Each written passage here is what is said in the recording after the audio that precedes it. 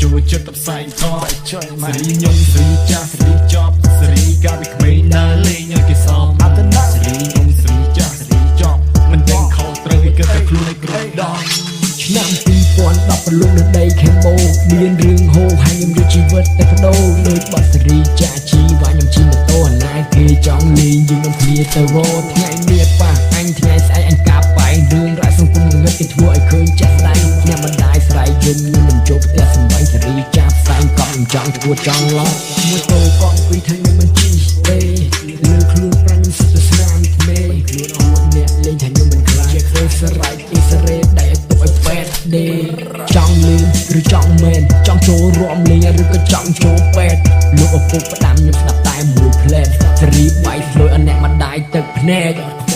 ចាមិនចូលចិត្តព្រោះអតីតមិនល្អដឹងហើយតែផ្លូវខុសខ្ញុំនៅតែបន្តសេរីចាឈួតស្រីឈួតអភិនយ៉ាម៉ាសេរីខ្ញុំដឹងខ្លួនថាវាអត់បានការសេរីខ្ញុំសេរីចាស់សេរីចប់សេរីកាពីក្មេងដើរលេងឲ្យគេសោម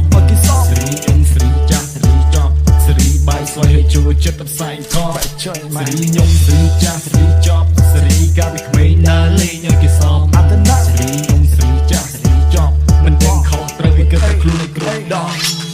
ចំណន់ខ្ញុំបាយស្លុយមិនទាន់មានតែបាយស្វែកទេជឿតែ DJ រហ័សនាមថា D bike ស្លៀកតែកោជើងធំនឹងអាវការ៉ូហើយមូលហេតុដែលលេងជិះម៉ូតូនៅក្រោមកាត់គឺមានដាច់វាមិនចម្លែកវាគឺជារឿងគេពេញនិយមដែលលេងម្ដងគេបោកគីឡូជាក្រុម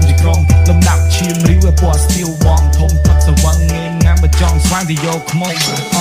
យុគមិនសូវជាដេកភ្នែកមិនសូវជាបិទសេរីខ្ញុំពីមុនវាគឺជាក្មេងដែលលេងកបិតមានតែខ្លះវាឡើងមេវាអាមេក្របពិតតែគ្មានថ្ងៃឯគ្មានយប់នៅក្នុងតំបន់ងងឹតមមីចេញហោះហើប្រឡែងជាមួយនឹងភ្លើងសេរីខ្ញុំកាលពីមុនវាគឺជាក្មេងទំនើងយប់ដើរជុកហិតដៃស្អិតដូចឆ្លើងបចង់បានលុយធំឲ្យតតមានកភ្លើងជំនាន់ខ្ញុំវាបាយផ្សាយមិនចេះហិតណាំកវីចូលក្លឹបផឹកស្រាធំមិនស្គាល់ស្រា Hennessy សម្បូរលុយដើរចានមិនសូវមានបាយស៊ីជុតតកបាយស្លុយគេរំចង្វាក់ Funky